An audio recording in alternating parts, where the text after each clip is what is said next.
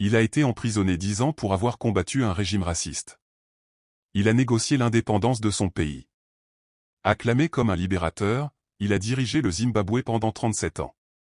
Et il en est parti, renversé par son propre parti, haï par son peuple. L'histoire de Robert Mugabe est celle de la dérive la plus tragique, comment un héros devient un despote. D'abord, le libérateur acclamé. Années 70, il est le symbole mondial de la lutte contre la rhodésie blanche. En 1980, Premier ministre de l'indépendance, il prône la réconciliation. Le monde l'encense. C'est l'espoir. Ensuite, la dérive autoritaire et les massacres. Dès les années 80, il écrase dans le sang l'opposition dans le Matabeleland, 20 000 morts. Son parti contrôle tout.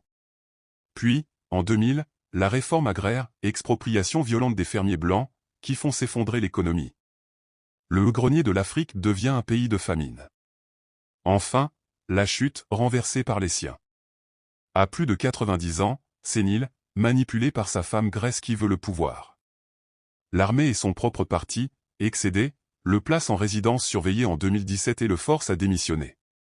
Il meurt 2 ans plus tard, en exil, loin du pays qu'il a libéré puis ruiné.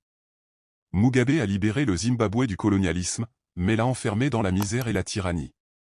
La preuve que le pouvoir absolu corrompt, même les plus nobles causes.